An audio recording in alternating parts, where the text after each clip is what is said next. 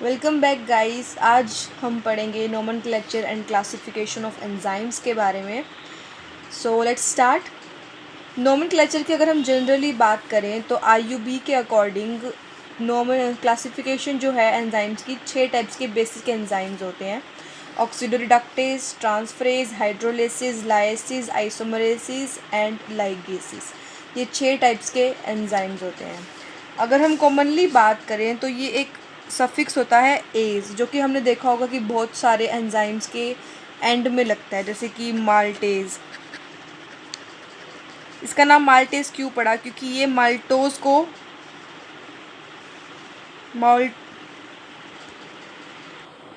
बनाने में काम आता है। ये माल्टोज की फॉर्मेशन में काम हो रहा है तो माल्टेज। इसी तरह लैक्टोज से फॉर्मेशन हो रही है तो इसमें एंजाइम कौन सा यूज़ होगा? लैक्टेज। तो ये तो कुछ ऐसे एंजाइम है जो उनके काम के बेसिस पर नाम दिए गए हैं। कुछ ऐसे भी हैं जो सोर्स के बेसिस पर हम क्लासिफाई करते हैं। सोर्स के बेसिस पर जैसे पेप्सिन एंजाइम है। पेप्सिन एंजाइम जो है वो कहाँ से ऑब्टेन हुआ? पपाया से ऑब्टेन हुआ। तो पपाया से ऑब्टेन हुआ इसीलिए इसका नाम क्या है? पेप्सिन। इस तरह से कुछ ऐसे एंजाइम्स भी होते हैं जो उनके सोर्स के बेसिस पर क्लासीफाई होते हैं। इन सभी के अंदर जो बेसिक रिएक्शंस होती हैं वो ये 6 टाइप्स की होती हैं। ऑक्सीडोरिडक्टेज, ट्रांसफरेज, हाइड्रोलिसिस, लाइसिस, आइसोमरेसिस एंड लाइगेसिस। ये 6 बेसिक टाइप्स की इनके अंदर ट्रांसफॉर्मेशंस होती हैं। सबसे पहले देख लेते हैं ऑक्सीडोरिडक्टेज के बारे में। इसमें होता क्या है? ऑक्सीडेशन रिडक्शन रिएक्शंस होती हैं।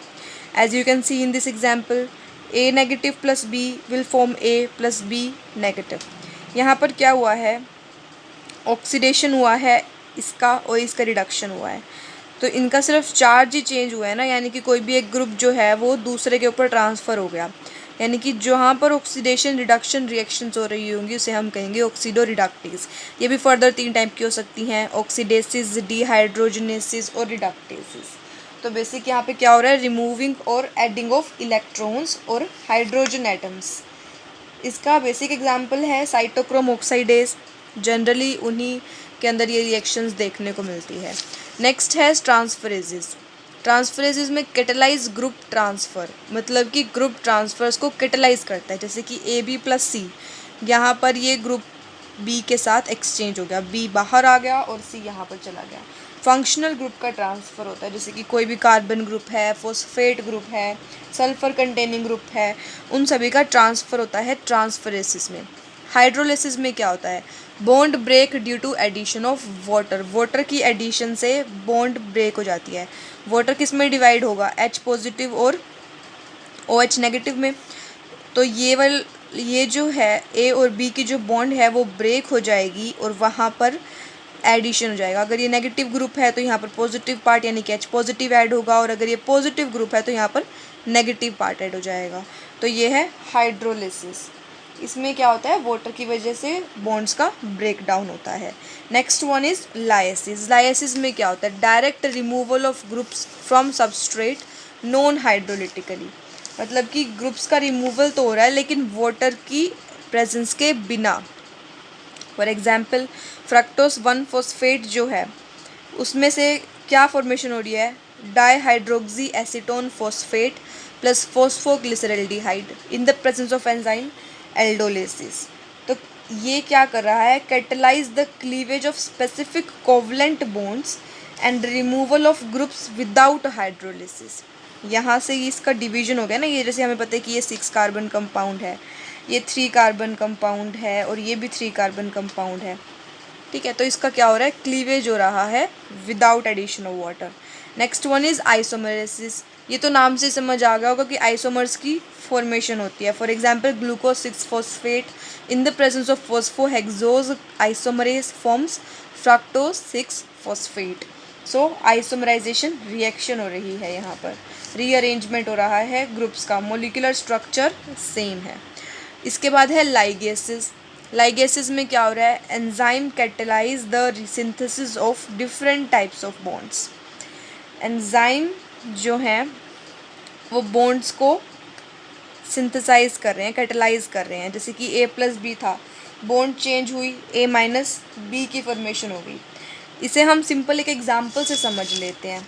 अगर हम लें aspartic acid, aspartic acid in the presence of ammonia plus ATP, क्या फॉर्मेशन होगी? Asparagine plus AMP plus inorganic phosphate. Aspartic acid और एमाइन की जो बॉन्ड्स थी, यानी कि जो A प्लस B का सिस्टम था, वो जॉइन हो गया और उसने एस्पेरजीन बनाया, मतलब कि इन दोनों की बॉन्ड्स जो हैं वो जॉइन हो गई। तो enzyme catalyse the synthesis of different types of bonds का सिंथेसिस हुआ है। So this was all about nomenclature of enzymes. And now we will study about coenzymes. What are coenzymes?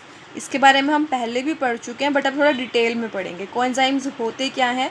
Non protein compounds होते हैं जो कि enzyme की functioning के लिए नेसेसरी होते हैं। ये कोएंजाइम कुछ भी हो सकता है, कोई भी प्रोस्थेटिक ग्रुप भी हो सकता है, या फिर कोई फंक्शनल ग्रुप जैसे NAD, FAD, इस तरह से कोई भी। तो कोएंजाइम्स जो है वो नॉन प्रोटीन पार्ट होता है एंजाइम का। एक कंप्लीट कंपाउंड एंजाइम या फिर कॉन्जुगेटेड एंजाइम जो है, या फिर होलो एंजाइम जो है, वो दो पार्ट्स का बना होता है, एपो एंजाइम और कोएंजाइम। एपो एंजाइम जो है वो प्रोटीन पार्ट होता है और कोएंजाइम जो है वो नॉन प्रोटीन पार्ट होता है। इन दोनों की एडिशन से ही एक कंप्लीट होलो एंजाइम यानी कि एक सिंपल एंजाइम की फॉर्मेशन होती है। Now what are the characteristics of enzymes? Enzymes जो है वो जनरली विटामिन से मिलते हैं, और विटामिन में भी स्पेशली B2 विटामिन से एंजाइम्स डिराइव होते हैं। They are stable towards heat के लिए स्टेबल होते हैं। This function as co substrate. They take part in electron and group transfer reactions, जैसे कि इलेक्ट्रॉन ट्रांसफर रिएक्शन, जैसे कि NAD पॉजिटिव की रिएक्शंस होती हैं, NADH, FAD, FMN एक्सेट्रा। और ग्रुप ट्रांसफ़र रिएक्शंस कौन से होते हैं? जहाँ पर ग्रुप का ट्रांसफ़र होता है, जैसे कि कोएंजाइम एसिटाइल ग्रुप का ट्रांसफ़र होता है, TPP, या फिर और भी बहुत सारी एंजाइम्स की रिएक्शंस होती हैं। सो एक होलो एंजाइम जो है वो एपो एंजाइम और कोएंजाइम के कम्बिनेशन से बनता है। एक प्रोटीन पार्ट होता है और एक नॉन प्रोटीन पार्ट होता है। तो हम अब कुछ बेसिक कॉमनली यूज्ड कोएंजाइम्स के बारे में पढ़ेंगे। So let's start. सबसे फर्स्ट कोएंजाइम जो है वो है coenzyme 1, that is NAD, nicotine amide adenine nucleotide. Nicotine amide adenine nucleotide, इसे हम DPN भी बोलते हैं। DPN की फुल फॉर्म होती है diphosphopyridine phosphate nucleotide. Diphosphopyridine phosphate nucleotide. So NAD या फिर DPN इसके कॉमनली यूज्ड नेम है। वैसे हमें सबसे ज़्यादा तो NAD ही मिलेगा। इसका फंक्शन क्या है? Mainly involved in hydrogen transferring reactions, मतलब जहाँ पर भी हाइड्रोजन का ट्रांसफ़र हो रहा है ना, मतलब वही हो गया ऑक्सीडेशन रिडक्शन रिएक्शंस जहाँ पर हो रही हैं, वहाँ पर ये ज़रूर इन्वॉल्व होता है। बेसिकली हो क्या रहा है कि हाइड्रोजन जो है वो रिमूव हो रहा है, कहाँ पर? सबस्ट्रेट में।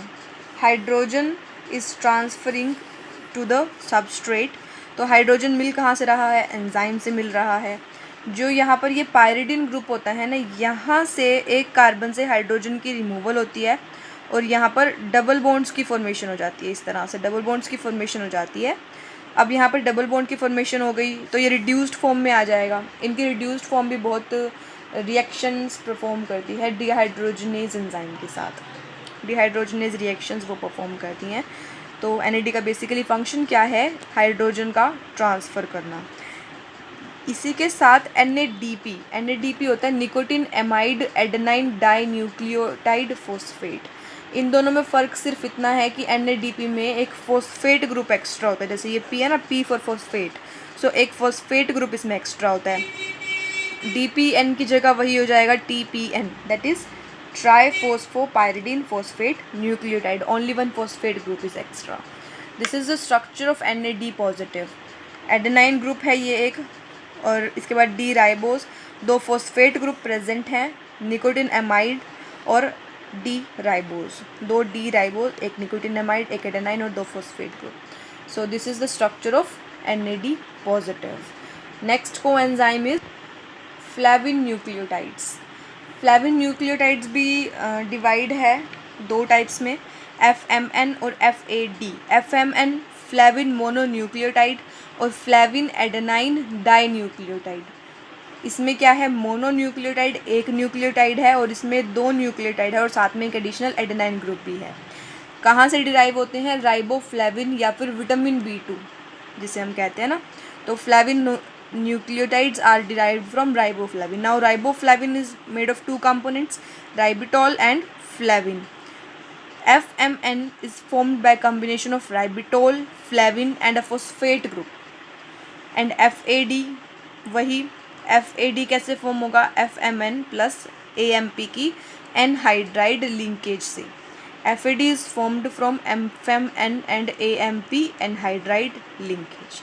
So this was about flavin mononucleotide. और FMN जो है वो हमने कॉमनली देखा होगा इलेक्ट्रॉन ट्रांसपोर्ट चेन में हाइड्रोजन को रिमूव करता है ना NADH2 से। इलेक्ट्रॉन ट्रांसपोर्ट चेन की मैंने अलग से वीडियो बनाई है, वहाँ पर आप जाकर देख सकते हैं। FMN जो है वहाँ से हाइड्रोजन रिमूव करता है NADH2 से। Next coenzyme is coenzyme A। ये बहुत कॉमनली हमने पढ़ा है ना, coenzyme A acylation coenzyme. It can also be written as coenzyme SH क्योंकि इसके अंदर एक फ्री सल्फोहाइड्रिल ग्रुप प्रेजेंट होता है, इसीलिए इसे हम कोएंजाइम SH इस तरह से भी लिखते हैं। ऑक्सीडाइजिंग या रिडक्शन का ये काम नहीं करता है, ये एसाइल ट्रांसफ़र कोएंजाइम है। एसाइलेशन कोएंजाइम एसाइल ग्रुप का ट्रांसफ़र करता है, ये एसाइलेशन कहते हैं ना इसे, तो एसाइल ग्रुप का ट्रांसफ़र करता है ये। एक ग्रुप से एक मेटाबोलाइट से एसाइल ग्रुप को एक्सेप्ट करता है और दूसरे मेटाबोलाइट पर डोनेट करता है, और ये भी कुछ सेट ऑफ एंजाइम्स की प्रेजेंस में होता है।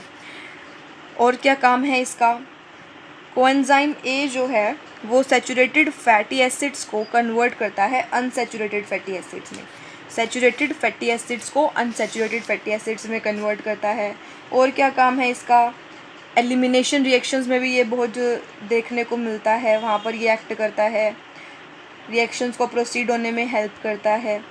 तो ये इसके कॉमन फंक्शंस है कोएंजाइम A की। Now next coenzyme is coenzyme Q। This is the structure of coenzyme Q। Coenzyme Q जो है वो ऑक्सीडाइज्ड या रिड्यूस्ड फॉर्म में जनरली पाया जाता है। हाइड्रोजन एक्सेप्ट करता है FADH2 से, और हाइड्रोजन एक्सेप्ट कर रहा है, इसका ऑक्सीडेशन हो गया, और कोएंजाइम Q ने एक्सेप्ट किए हैं तो इसका रिडक्शन हो जाता है। तो ये बेसिक काम है कोएंजाइम Q का। नेक्स्ट है बायोटीन। बायोटीन भी एक कोएंजाइम है। कार्बोक्साइलेशन रिएक्शंस में जनरली ये देखने को मिलता है, जैसे पायरोवेट कार्बोक्साइलेज है, इनके अंदर ये देखने को मिलता है। अब कार्बोक्साइलेज है तो CO2 का एडिशन ही होगा ना।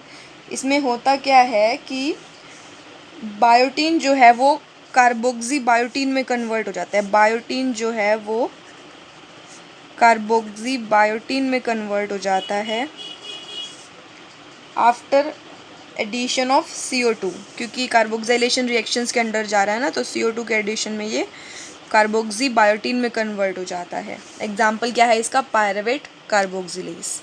This was all about coenzymes. Now economic importance of coenzymes. ELISA test में यूज़ होते हैं। एंजाइम बेस्ड डिटेक्शन होता है डिजीज़ का, एड्स जैसे डिजीज़ का एंजाइम की हेल्प से डिटेक्ट किया जाता है, एलिसा टेस्ट जिसे हम कहते हैं। नेक्स्ट इज़ एंजाइम ट्रिप्सिन है, प्री डाइजेस्टेड बेबी फूड में ऐड किया जाता है। स्ट्रेप्टोकाइनेज एंजाइम है, ब्लड क्लोट्स को क्लीन करने में काम आता है ब्लड वेसल्स के अंदर। एंडोन्यूक्लियस एंजाइम है, एंडोन्यूक्लियस तो हमने रिकम्बिनेंट DNA में भी पढ़ा है ना। एंडोन्यूक्लियस एंजाइम जो है वो स्पेसिफिक साइट्स पर DNA को कट करने में काम आता है। एमाइलेज एंजाइम है, यीस्ट से मिलता है ना, तो ये ब्रूइंग या फिर फर्मेंटेशन इन सभी में काम आता है। तो ये क्या है, कुछ स्पेसिफिक एंजाइम्स के फंक्शंस है। दिस वॉज अबाउट, इस टॉपिक में हमने कवर किया है coenzymes, nomenclature and classification of enzymes. Another video will be on kinematics of enzyme action. You can go to that video from the description box. And if you like the video, do like, share and subscribe my channel Easy Learning with Vishakha. Thank you.